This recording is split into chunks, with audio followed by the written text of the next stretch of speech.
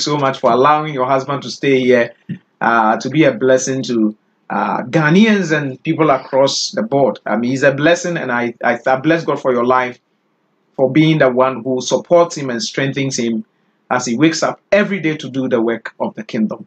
Thank you very much, and the entire family. God bless you.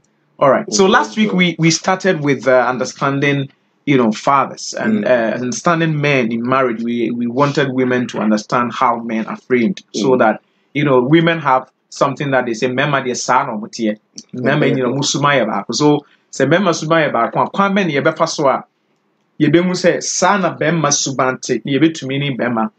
And so today we want to get to that level. Well, if you can go back and tell us a little about what you discussed with us last week, summarize it so that we can continue from there. Well, last week I think we majored on the first need of every man, especially the man that has become a husband. What they require most is that utmost respect. And so we said that without respect, which to the man speaks of love, the relationship cannot progress. That's right. No matter how old, how wealthy a woman who has become a wife is, God has made the man the head. And so it's in the psyche, it's in the make of the man that he should be respected. Okay. Without that, there cannot be any peace, there cannot be any joy, because the man feels he's reduced. And then we said that respect ought to be commanded, not demanded. Okay. And so if you are a man, you don't go telling your wife, you have to respect me. I'm the man I'm the husband, respect me. No.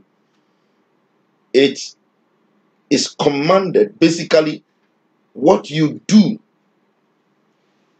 speaks of how you should be treated. However, when you are not respected at a point in time, it's possible it started from the onset. That from the beginning, the signs were there. Because it is said that when a woman is fully, genuinely in love, she easily submits. Okay. And then we also made a point across that wives should not look up to the husband's behavior before they respect husbands. Because God commanded that husbands should be respected, which we call it submission. That is willingly giving in to the leadership of the man, reverencing him in speech and in act, that the man should be the head and then the woman supports. And so along the line, such respect could be broken based on abuse or even neglect. And abuse comes from various angles. That is, when a man begins to disrespect and abuse the wife, it could lead to the woman losing that respect for the husband. Okay. And there are people that are very disrespectful, because women or wives were told to submit, because naturally beautiful women who are loved, naturally there is some pride in them.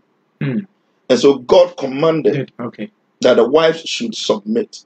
And that's why when the woman is fully in love and she feels that sense of affection, she easily submits. Once you don't see it, the signs of respect from the onset, don't bother yourself going into that relationship. It will not work. You fight the whole of your life and endure instead of enjoying that relationship. And so men should command that respect by how they carry themselves in that relationship, how they treat their wives in that relationship, how they speak to them. It shouldn't be a demand by our act that should come easily.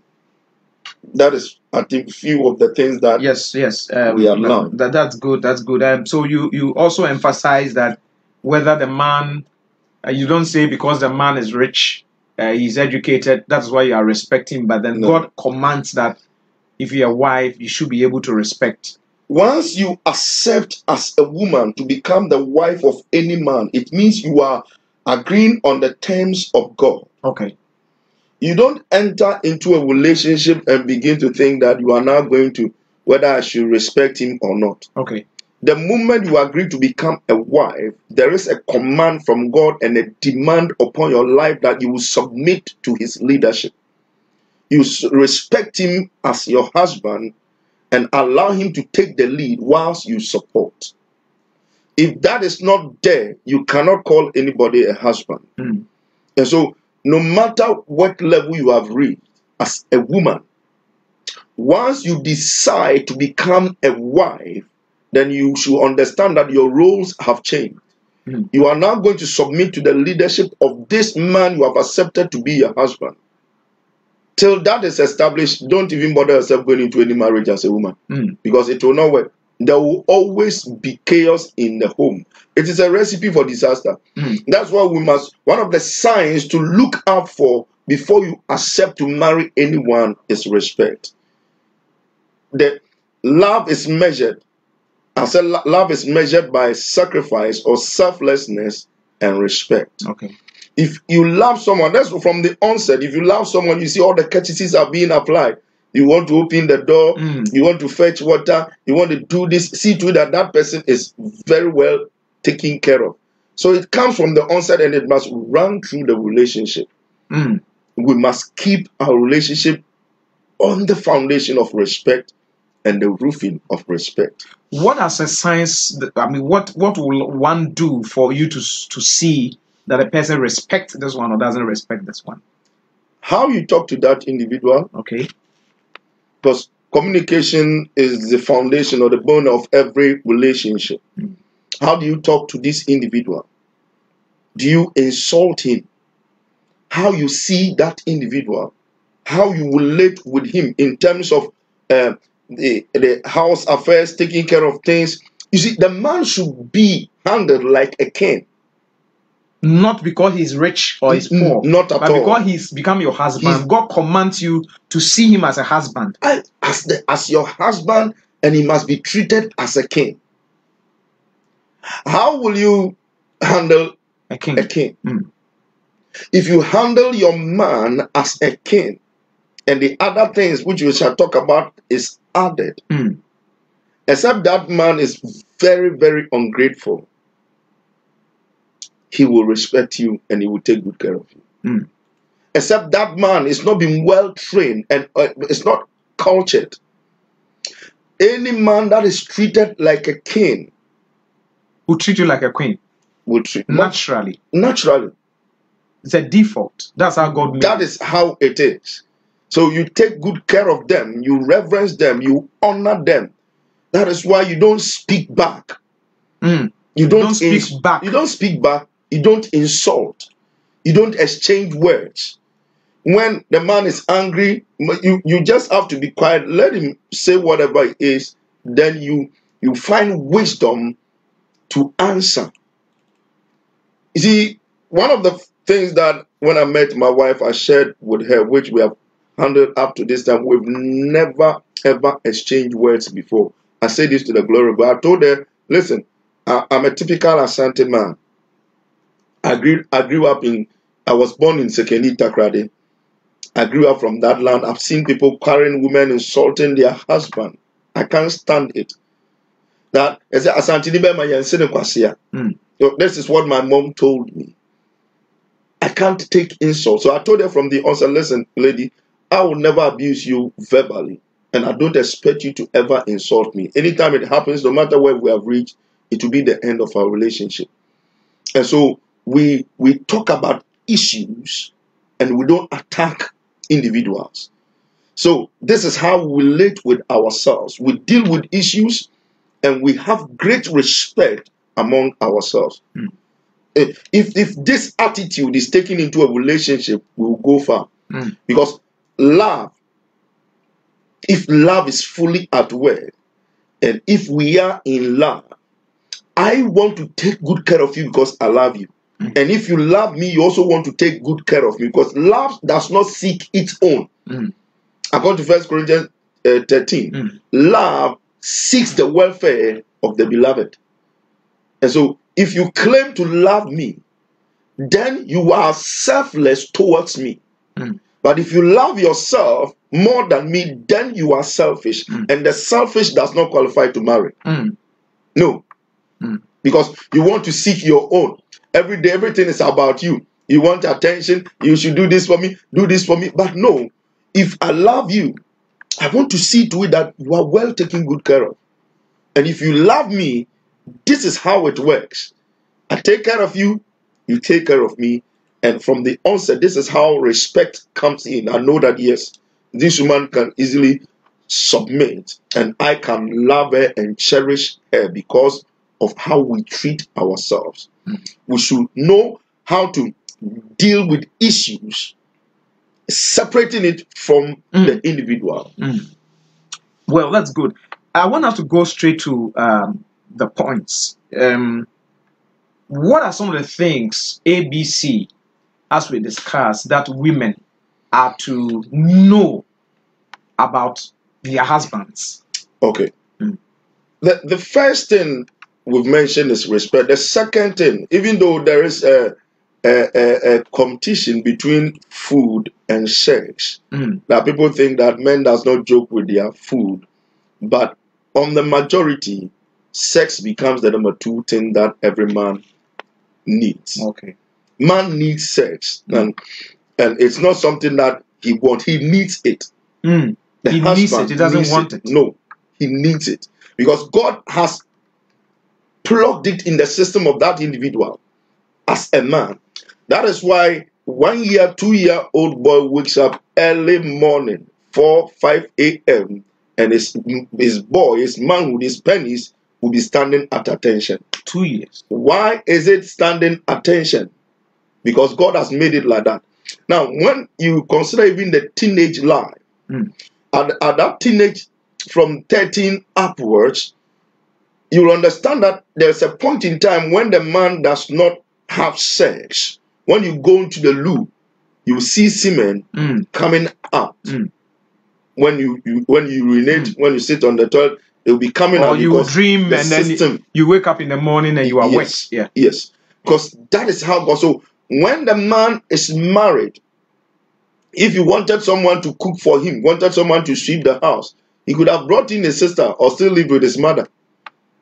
The man is naturally satisfied by sex. It calms them down.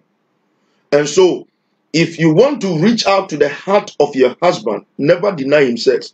I've heard of women, as a married counselor, I've heard of women who use sex as punishment against their husbands when they think their husbands did not treat them well. But then, if you live by that system, you might lose your husband because someone else will be willing to open up. And once someone satisfies him, you see that he will even lose interest to sleep with you again. And so men want sex. They need sex. They need sex and they need good sex. And so good sex means that when they are with you as a wife, you have to appeal to them sexually and you have to add up everything you know about sex. That is where you have to read books, you have to listen to people and upgrade your sexual styles so that the man will be fully satisfied sexually. In fact, if the man is fully satisfied, if you think that even your man is a womanizer, if you like, give it to him 3 times a day, he will not have the strength to go out. Some might say they will still go out, but they might be too tired that when they go out, they will not be able to satisfy that woman who might make fun of them. Give it to him. Morning, afternoon, evening. Morning, like paracetamol. Women don't have problems. Paracetamol will take you 2, 3. You see, yeah. Women don't have problems simply because there is nothing like erection. Okay. All they need is that they will be wet. If they don't wet, there are oils, there are lubricants that they can use. All you need is to strengthen yourself and be able to shake yourself. Guard your loins with strength. That is all, and then handle the man. Let's look at something. I mean, I really like what you are saying. You talk about giving your husband a good sex. That's right. We have women who didn't have any form of relationship or had sex before they met their husband. We have women who had time, to have a lot of sex, and so they may know how to twist their waist and all that, and do all the styles. Yeah. Now, this is a man who also didn't have that opportunity or did not put himself in that on that road where he goes around having sex, or maybe he becomes addicted to sex. I'm looking at the church now. We do a lot of counseling, and then we are bringing the men with the women to our offices, and we are encouraging them to marry, and we are teaching them about sex. Sure. Is it important to know the sex rating in terms of the man you are going to marry, that my husband knows about sex and he may be even addicted to it, so that the one who did not have any experience about sex, the man will not say, oh, when I have sex with her, she's just lying down like a doom body, she doesn't do anything. And then he goes out, finds a mate, somebody who understands the rhythms. Maybe go back even to the former girlfriend. And women also do same. When they marry a man and the man is just like, he can't give them the satisfaction they want, and they go back. Is it important as a church to consider or factor this information in our counseling, so that we don't have, because most of the adultery we talk about, it's not that the woman wants to go and have sex or the man wants to go, it's because he's not being satisfied. Thank you, Bishop. One of the most important things is that both men and women should understand that sex is definitely not insert, repeat, and complete. You don't come to a place where you just insert in the woman, repeat your twisting of your waist, that we call atupa, and then you are done and you jump yourself somewhere. No. You see, we are all coming from some places. I've counseled a lot of people, and I've had few who are virgins that have not tried it before. And yes, the church must go deep into teaching about sex and everything that goes with it. That's right. And so there should be pastors. It's so sad that those of us who are a little bold, because God has made that this way to talk about sex even from the pulpit, others see you as a very spoiled minister. You are not a Christian. A Christian cannot talk about sex from the pulpit. But it's to those who even criticize, they are the same who are suffering. You're right. So the couple must be taught. So I ask couples who come for premarital counseling that, listen, I ask them, are you sexually active? Are you a virgin? And then they will answer, okay, as I'm a virgin, I'm not a virgin. You ask the man, and say, okay, we are virgins. Then I will take you through the systems, because you start from being romantic. We talk about kisses. We talk about cuddling the person. We talk about how to go into areas where you kiss every part of the body, and you know that this person is more motivated sexually when you touch this place. Because when you go to Genesis chapter 4, in Genesis chapter 4, the Lord God opens up, and the Bible says that, and the man knew his wife. That knew his wife comes in various terms. The knew his wife means, one means he discovered. Another means he was taught. Another means he learned. Another means he was told. So Adam, in knowing his wife, many people think that word simply means that he had sex with the wife. But no, we had a lot of terms for sex. Not about having sex with the wife. He discovered, God planted some things in him. And the woman also told him some things like, darling, when you touch here, it pains me. When you do it this way, I feel very good about it. So he gets to know, okay, when I touch this place, it works. You think men's breasts are for designing? What is the breast? If the woman's breast is to feed the baby, what is the reason for the breast of men? Is it a design? It's not a design. Everything God created is for a reason. When wives kisses or suck their husband's goose pimples comes all over the body. It energizes the manhood for sex. And so you ought to discover who you are living with. This is where, if you are not a virgin, but you have explored many other areas. So you have known levels. You still have to come to terms that now I'm meeting a different person. So you have to. This is where humility comes. You have to humble yourself to be taught. Okay. One of my senior ministers, Reverend Dr. Victor Say, was sharing a testimony once at a seminar that a wife went for a seminar, and they taught about sex, skills that you can apply. Yeah. So the husband was not in the church. The husband returned from a trip, and the wife decided that today The skills will I'm flow. going to practice these skills. Yeah. And so she started giving it to the man. The man was enjoying the thing and said, the man stopped along the line and asked, where did you learn this from? Yeah. It's like, and the man, Strange. it was like, what are you doing? Who taught you this? And the mindset was that she's either going to be with a different man and she's coming to implement it. So the man said, oh, we went for a conference. You know, a marriage conference, this is what we were taught and implementing. Oh, okay. The woman coiled in. So they met another time for sex as usual. And the man said, I didn't know. That's right. Now he's requesting for Yeah. me. So we should learn. We should study. And we should ask our partners, where would you like to be touched? How would you like me to throw my waist? Which position do you enjoy? This is where I said that the selfish cannot marry. When I go into sex with my wife, to have sex with my wife, I want to satisfy her. That's my mindset. And she also wants to satisfy me. So I sow my seed. I take time to do massage, do everything that ought to be done, and I reap. And so you should ask your partner questions. You should read about it.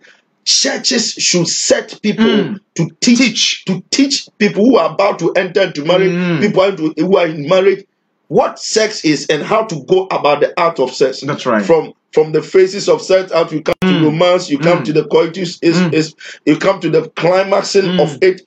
Everything must be wet. So everything must be taught so that you know when each partner should really give their best. Because listen, you might meet a man, just like you said, who is very good. You might meet a woman who is very good.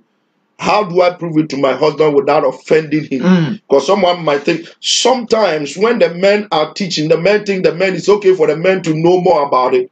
When a woman begins to teach, you are a spoiled woman. Yeah. Like somebody said, remember, no, Obia person worry virgin, so virgin. So when we meet them, we let them, are you a virgin? He said, we are not virgin. Okay, you know you are marrying someone. Ask them, man, how many rounds would you like to go in a day or in a week? He said, oh, pastor, most of the men are pastor, that's for me, I want it 4 times a day, blah, blah, blah. Say, listen, well, as a man, when you are young, if you don't treat yourself in the way that you want to go on and have sexes, when you get to a particular age, you'll not be able to perform. Maybe by that time you have introduced your wife to 4 and 3. And if you cannot satisfy her when you get to that level, she might seek satisfaction elsewhere. We should be open to ourselves and tell our partner in love and out of respect, please, I don't. There are men, the moment they finish, because they insert, they repeat, they are finished, and they just roll up somewhere and sleep. Well, listen, women are like the iron box or like the diesel car. They ought to be heated before they come. That's why I made a statement that men love sex, but women make love. Men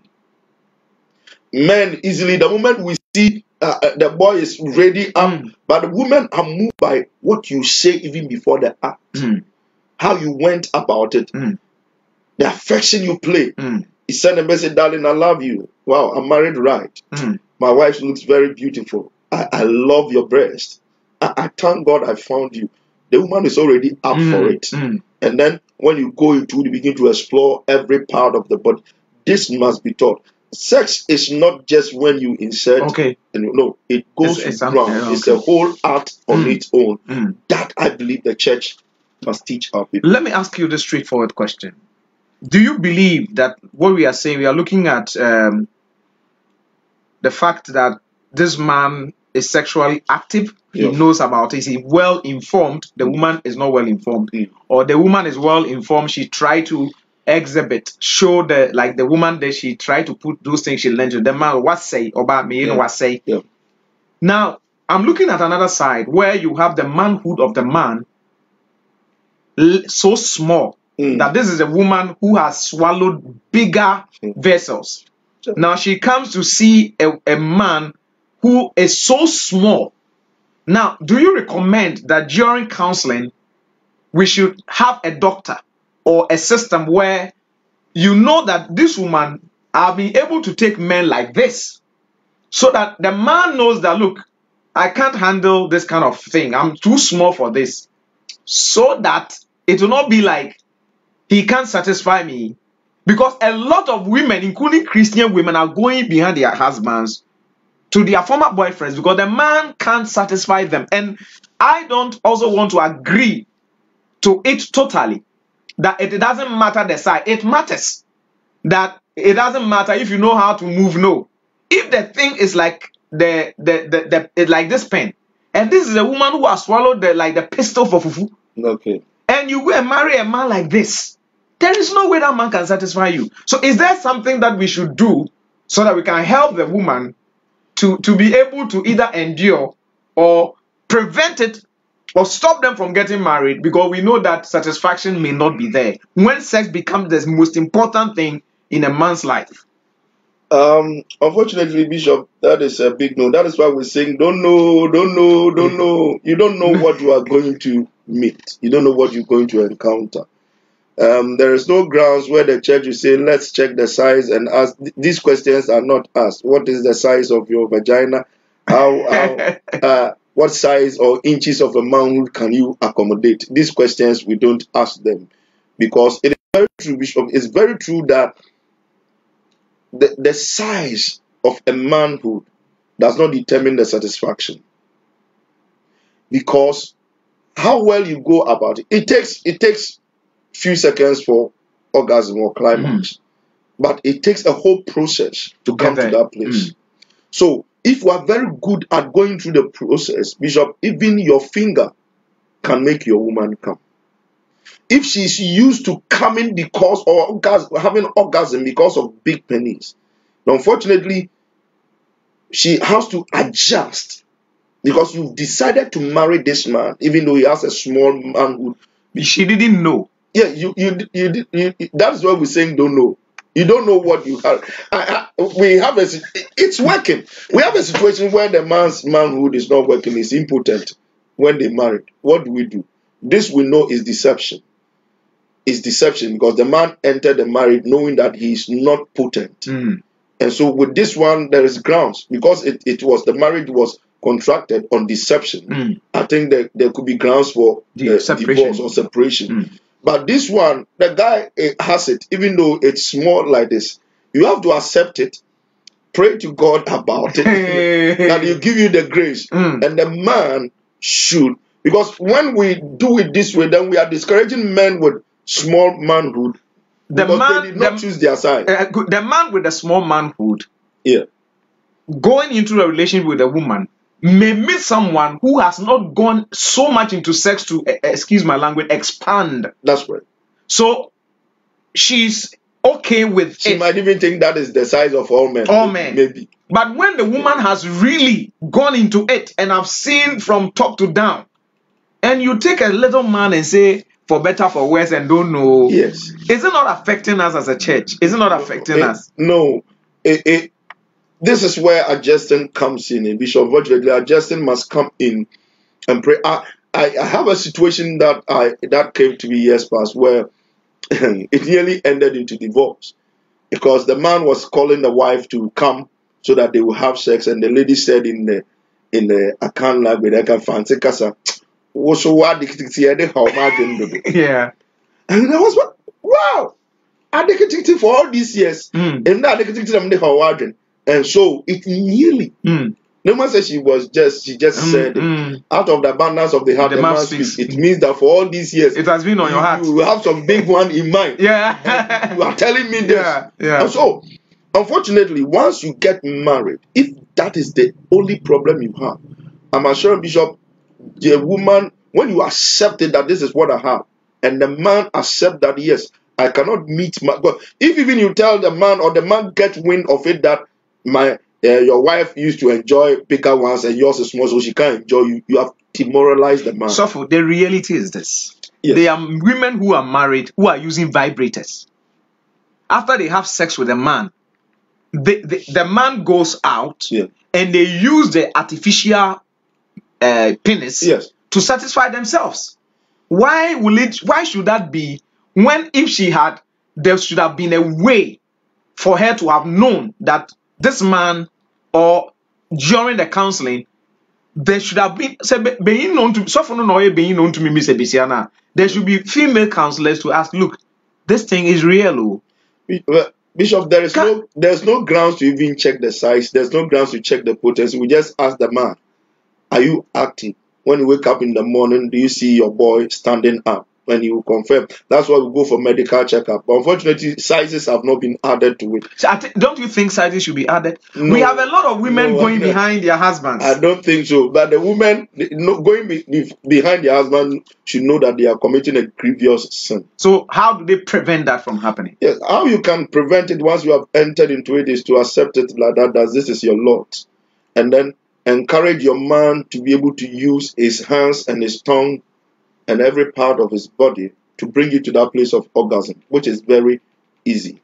At least if the thing is small like this, the man has the hand that can do some work. If one hand cannot do, two hands can add up. But if the woman was not brought up with hands, she has to adjust. Yes, she has to pray to God who gives her the grace. So I'm asking all these questions because I'm asking myself that as Christians, and we marry, and sometimes people get divorced. You will never know the reason why they get divorced. Yeah. It is later that you hear that this is actually the cause of the divorce. That I need to respect this man, but he's not even a man. Yeah. Because we don't understand, like you are not educating us to understand that it's not whether the man has a big manhood or little man. Once he becomes your husband, God expects you as a wife to submit. Now you mentioned respect. And the second one you mentioned is sex. That's right. And you talked about satisfaction. And that is where I came in to ask about this. What is the next? Well, we give God praise. The next is that the man always also, because men are moved by their side, if you want to maintain your husband, then you have to be very decent and very attractive. Men are very visual. But women are not mostly moved by what they see. Women are mostly moved by what they hear. I've known someone who easily fell, a woman, a married wife who easily fell for a man because after many years, after 20 years, she never heard her husband tell her, "You're beautiful and I love you." She dressed one day going to church, and then a man saw, "What? You are a very beautiful woman." And she said she fell for the man. Because when she married, initially the husband used to tell her, "You're beautiful." After like 2-3 years, that was the end of it. Women needs affection, but the men are moved by sight. So if you are a wife, the father will talk about food, because food, from scriptures, we've got to know that, yes, most of the wives prepared food for their husband. Once in a while along the line, Jesus Christ prepared something for the church, so the men can also cook. But then, most men enjoy their food. They want to see good things. And the fourth one will be added. Now, because they are visual, because they want to see attractive things, their wife must always look presentable, must always look attractive. You should attract your husband. So when you are in the house, this is where you ought to wear all the nice, now we have the G-strings, we have the nice, sexy panties that a wife should wear, and then have some. You need to look attractive at home. Very attractive at all times. Smell good. Yes, at all times towards your husband. And then we moved. Without that, you even killed a man's passion for sex. Wow. Because if he doesn't see that attraction, how can he be ready for sex to sleep with you? Someone is ready to attract him. So you give him that respect, you open up for sex, but before he even is motivated to have sex with you, he must see something that attracts him to be ready for sex. And so then the next thing will be their food, which we've mentioned already, that most men want to be sure that they are a wife who is a good cook, who can give them good meals to enjoy. And then the food aspect, like I said, could be shared. But then a wife who does not know how to cook is a shame to marriage. Is a disgrace to marriage.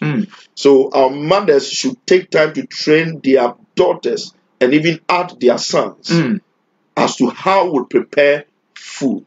Because this is known way long that one of the ways to a man's heart is through his mouth. Okay. When someone cooks food, good food for a man, one of the days they might enjoy the underfood. Oh, okay. Yes. Okay. So make sure you are a very good cook. If you don't know how to cook, you don't know how to prepare good meals, as a wife, you should go and learn how to set your husband good tables, use nice plates, and let him eat like a king. Whilst we either eat together, or whilst he's eating, you are there behind him, rubbing his back and speaking with him. You have gained such a great man for yourself for life. So you made a statement that if a man begins to eat from somewhere, he will end up sleeping with the person. Very so. What about women who buy food from outside? What does it do to the man? Well, these are women maybe who don't know how to cook or who feel lazy to cook. Once in a while, we should be prepared to eat from outside. But if this is where we come to the place of the virtuous woman, every husband, the next thing that we're looking for, every husband is looking for, because the woman came in as a helpmeet. Okay. The helpmeet for the husband means you are coming to support him. Okay. So every husband needs an indigenous wife, an industrious wife for that matter. A wife that is very hard working to help the man, whether she's also working, or to help the man in the house chores, in taking care of the children, keeping everything neat in the house. A hard-working woman, a lazy wife is not accepted. So Proverbs chapter 30 outlines that the woman, the wife, the industrious wife, the virtuous wife, is always working to make sure that her house is well kept, her house is well taken care of, the husband appears very neat out there. Proverbs 31. Proverbs 31. Thank you, Bishop. So husbands need dutiful wives. Women that are very supportive, that stands with them, that helps them, because God said it is not good for the man to be alone. So I'm bringing a companion, one, to make your life better. A helpmeet. Yes. So the wife becomes the friend of the husband, and she becomes a partner, a supporter, an encourager. So the wife must encourage the husband. If nobody respects me, if nobody supports me, if nobody exalts me, if nobody pushes me on, my wife is my number one and the last fan that must push me or urge me on to life. Your wife should be your friend. I tell, must be a friend and must be my fan. She must encourage me. When I'm down, when I come home and things don't go on well, I expect my wife to say, darling, it shall be well.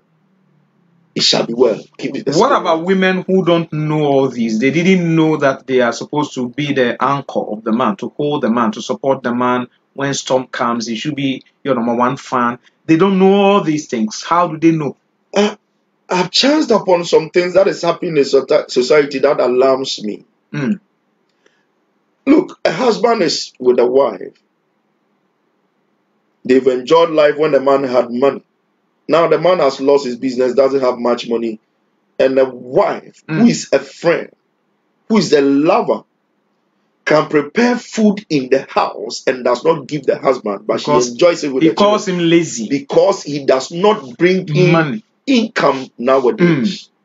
It's a shame. It's happening everywhere. It's a shame for any woman to be happy. One, I don't think you understand Christianity. I don't think you understand the position of a wife. The two are one.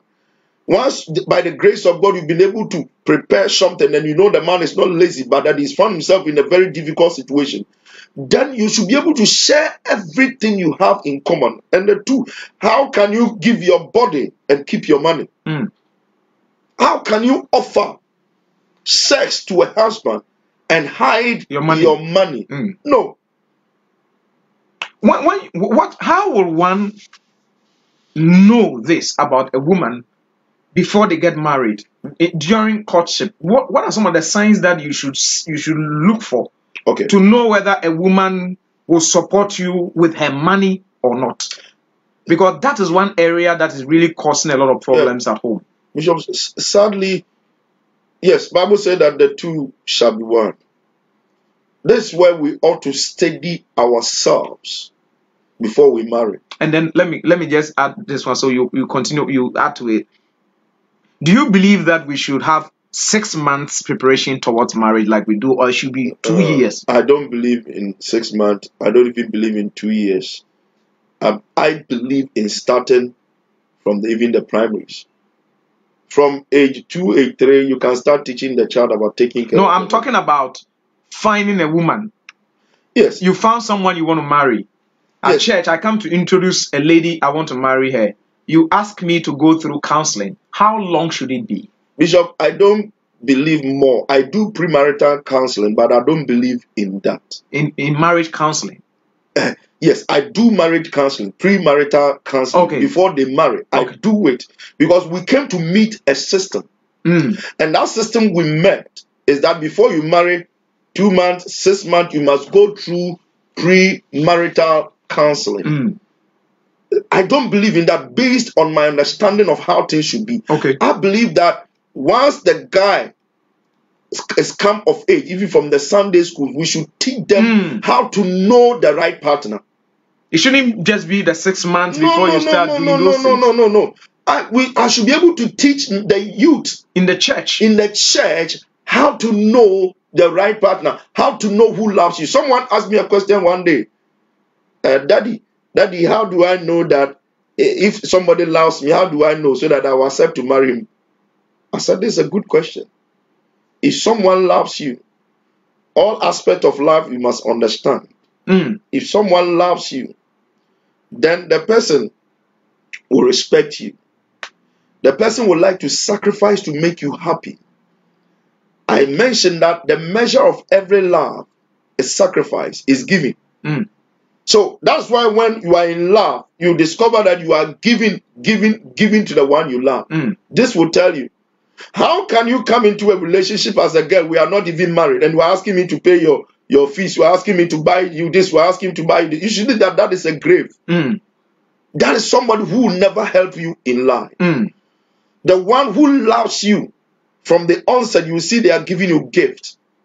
So before you go to the premarital counseling you are talking about, you already know what love is. You already know what marriage is. You already know the signs that tells you that this person loves me and this person will be of help to me when we marry. If you're not. So the signs will be there. When you meet the person, I've mentioned from the onset, is respect you. From the onset, he sacrificed to make you happy. From the onset, communication unending. If you love someone, you always want to see the person. That's where intimacy comes in. Communication comes out of the word intimacy, from the Greek word koinonia. Out of that same word, we have fellowship. Out of that same word, we have intimacy. Out of that same word, it is friendship. That's why the Bible says it is not good for the man to be alone. He needs a companion, a helpmeet. And so, right from the onset, if I want to know you love me, you always want to be with me. You always want to see me. When you fall in love, every second, even if you are apart, you want to see where your lover is. Darling, I'm here. Where are you? Your house is, you are living in Kotobabi. Your partner is living in Pram Pram. You intentionally come around Temeria and say, baby, are you home? I came to see somebody you like. You just want to see the person you love. So love always want to be with the person or with the beloved. That is where communication, you talk without getting tired. What you are saying, it's so beautiful. And I'm looking at it in another realm, which is not what we are discussing, but then our relationship with God. Yes. God created, that when you love God, you always want to be close to Him. The person is your desire, it's your passion. And so when we know how to love God, we can easily love. Yes, God established marriage. If you want to understand marriage, then you must go to the producer. Miles Monroe said that abuse is inevitable if you don't have the purpose of a thing. God is the manufacturer of marriage. If you want to understand marriage, it is written in the good book. Everything that we are sharing is written in the Bible, black and white. But we ought to understand what the scriptures. That's how I came to know that. And Adam knew his wife is interpreted in various dimensions. He was taught, he was told, he discovered. Mm. And so before you even say, I will marry you, you should be my friend, and I should have known a lot of things about you. So I don't rush into marriage and say we are going for premarital counseling. And Bishop, that's why I said most people go into premarital counseling as another step before marriage. Mm. So they don't even take the people want to marry, come for counseling. And I tell them, bring a notebook and write notes. Sometimes they will come without a notebook. And some of them in today's world, I'll put it on my mobile phone. The following week, you ask them, what are the things you learned? And they will struggle to produce what you taught them. Because all their mind at that time is, oh, let me marry and go and have sex. Mm. And so whatever you are teaching them, I think about 70% does not really sink into them. That's true. You're right. This is why I believe that premarital counseling must start before the person even sees a life partner and chooses. We don't do that in the church. We don't do that because they ought to be guided. The youth. Some of us suffered marital challenges because we're not taught. That's right. And so the things that we are sharing are experiences. Real. And so we are teaching the upcoming generation. If you are not married now, you are blessed to make a sensible decision. Because you are being taught how to see the person you love. One of my daughters came to me one day and said, Daddy, I have 3 guys who want to marry me. I said, okay, bring their pictures, bring their names, and tell me something about them. I was in the UK. She sent the 3 of them, nice guys. There was one of them who was not too handsome. So I asked her a question. Among these ones, who have time for you? Who always want to see you? Who want the best of you? And which of them do you love? I said, oh, I love this guy, but this guy, he always doesn't have time for me. He's always here, he has money. He's always here, he's always there. So, Daddy, I said, but he's the one I love. I said, okay, you think you love that person? Okay, let's see. Because marriage that is born out of love must be a reciprocal love. Okay. One-way love. You should not accept to marry someone because the love is one way. If you think you love someone, you marry someone, you have made a big mistake. That's right. If somebody loves you and you marry, you have made a big mistake. Marriage should be on 2 grounds. Both of you. Both mutual love must work. And so she told me about a second person that is also like this. He's good. He sings in the choir. He sings in the church. And the bishop, I like him. Is this? Then the third person, the guy you brought to the third, said, Bishop, this guy is nice. I like him. And he has this business.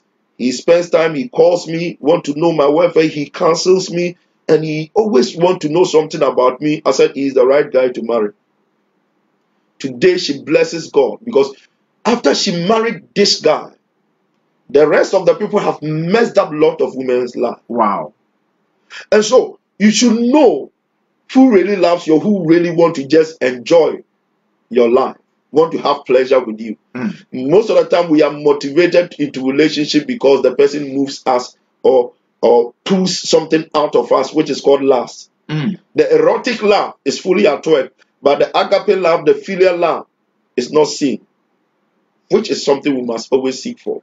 When someone loves you and that marriage will work, they easily forgive you when you make a mistake. These are some of the signs you should be looking for. And so these are some of the things we should teach our youth before they even said, I want to marry. So by the time they come to what we call premarital counseling, they've already known.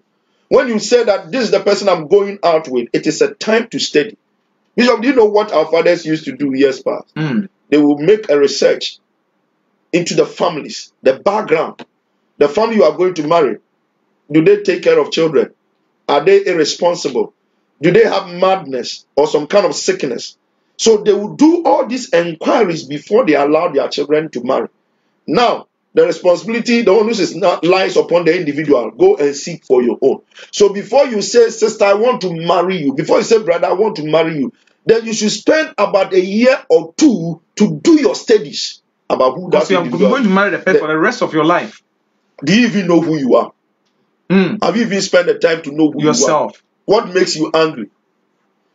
At a point in time, I knew whilst growing up, when we married, I told my wife some secret, and I told her, anytime you see that I'm maybe angry or under pressure because of few things, do this and do this.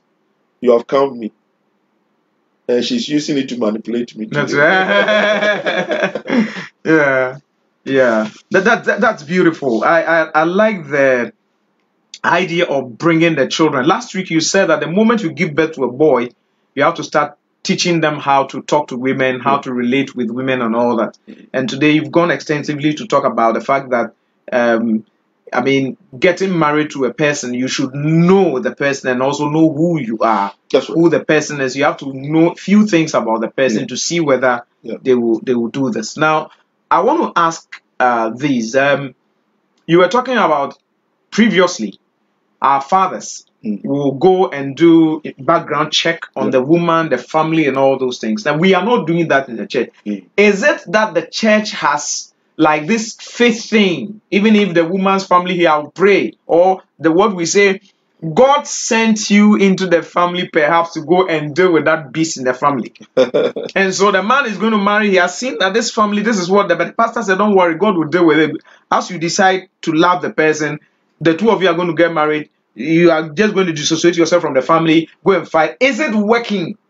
Is it working that when you go into the family, the man, number one, is sent? Is it true that the man is sent to the family to go and be God said, I saw for a man. So God has sent you to the family to fight that sickness in that family. So you marry this one and go, just like marrying somebody, he has A is an SS. Yeah. And you say that when I marry the person, anointing is upon me, so I'll be able to handle all it. Does it work? Thank you, Bishop. I believe by the grace of God that no one can change another person. And then as we marry into families, you should know that the family that you are going into, they have their own history, they have their own upbringing, they have whatever. And so when you are entering into a family, you cannot change anything. The person the husband is supposed to rather build the wife and bring the wife up. Yes. The husband must be able to, he's a husband. He's using like a farmer. You have to cultivate some nature in the wife. This is where the submission comes in. So the husband must always be ahead. You are the pace setter. You are the leader, the visionary. Okay, so I have this testimony from Prophet Kakrabedin. If he's lying, then I'm lying. He said that when he was getting ready to marry, and he prayed, he got into contact with a lady, and he prayed. And at one time he had a vision that he had gone into the house of this woman. And then when he entered the house, some beings, some short guys, took him out of the house and threw him out. About 3 times he had this revelation. And then he asked God, what should I do? This is the lady I'm marrying about and I'm praying about it. He said, God did not say it. I've showed you. You make your own decision. He said he spoke to the lady and said, my dear lady, sorry, I'm a young man. I cannot fight the battles because this is what I've seen. It pained the woman, but he made a strong, sensible decision. Because God is showing you the battles you will fight if you enter into that family.